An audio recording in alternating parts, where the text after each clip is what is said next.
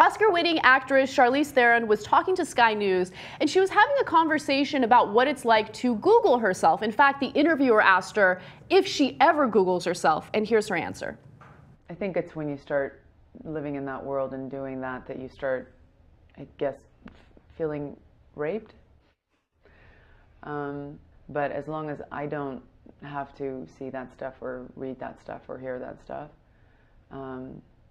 then I can, live with my head in a clear space that is probably a lot healthier than living in that little dark room. So both the media and the public were outraged at those statements, especially after we're hearing stories of young teenagers being brutally raped in India. How do you compare online abuse to actually being raped? People were really upset about this, and it came just 2 days after Gwyneth Paltrow compared online abuse to going through war. Of course, she got criticized for that as well. I want to know what you guys think about this. Hank, make your point. Okay, well, when I heard that about Charlize Theron, I like to pronounce her name correctly. I was like, clearly this is some drama. Okay, she's overreacting. Now, when someone takes my parking spot at Target after I've circled for half an hour, that's a rape. That's a violation. This, Charlize Theron, put it in perspective. Thank you for, drawing it out for her. Cara, make your point. I think the point here is that we all have to be more careful. I think she's obviously using the word rape as a synonym for being invaded, for somebody invading her personal space and her personal life.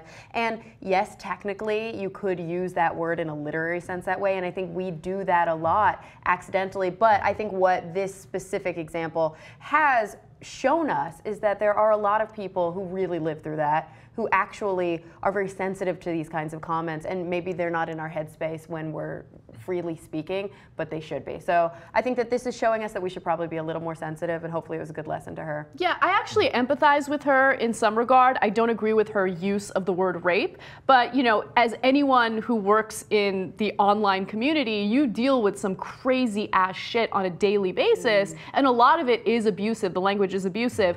Don't compare it to rape, though, because rape is a completely different animal, and as a public figure, you got to be able to deal with that kind of online abuse. You got to have thicker skin. For sure. So here's the question. Have you ever said something on camera that you couldn't take back but wish you could? Hank, let me start with you. Yeah, I mean, I have over 200 videos up on YouTube, and I think my biggest regret, and he knows this, there's a guy online by the name of Davey Wavy, and my first interview with him, I reamed him about sexual gratuity and all that stuff, and I really didn't give him a fair shot, and I've since apologized, and we've become good friends, but I think I definitely overstepped my bounds, and I was not as impartial as I would have liked to have been. Sorry, Davey. All right, I like the honesty. Cara?